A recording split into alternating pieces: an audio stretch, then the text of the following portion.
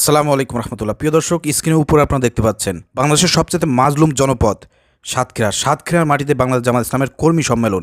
দেখেন, মাঠ একদম ভরপুর। মাঠ ভরপুর হওয়ার পরেও আশেপাশের ছাদ, বিল্ডিং, যে যেখানে পারছে সেখানে অংশগ্রহণ করেছে এই কর্মী সম্মেলনে। এছাড়া আপনি মাঠের বাইরে যদি দেখেন এবং মাঠের বাইরে যে রাস্তাঘাট বাজারঘাট আছে সেখানেও আপনারা দেখতে পাচ্ছেন একদম লোকে লোকারণ্য।